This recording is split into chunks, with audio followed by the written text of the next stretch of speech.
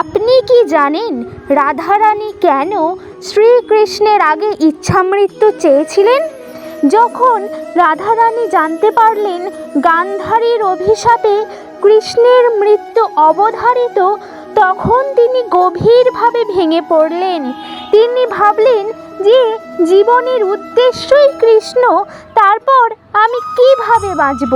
তখন রাধা মাতা পার্বতীর আরাধনা শুরু করেন। পার্বতী দেবী খুশি হয়ে বলেন, বসন্ত পঞ্চমীর দিন দেবী সরস্বতী জিহ্বায় এক প্রহর অবস্থান করেন। তখন করা প্রার্থনা কখনো ব্যর্থ হয় না। রাধা সরস্বতীর ধ্যান শুরু করলেন, কিন্তু শ্রীকৃষ্ণ দেবীকে অনুরোধ করলেন, তার ইচ্ছা পূর্ণ করো না, আমাকে 2 প্রহর সময় দাও। কিন্তু 2 প্রহর কেটে গেলেও কৃষ্ণ রাধাকে খুঁজে পেলেন না। শেষে দেবী সরস্বতী রাধার প্রার্থনা পূর্ণ করলেন। এইভাবেই রাধারানী কৃষ্ণের আগেই দেহত্যাগ করেন। আর তাই বলা হয়, রাধা চলে গেলেও কৃষ্ণের হৃদয়ে তিনি চিরদিন রয়ে গেলেন।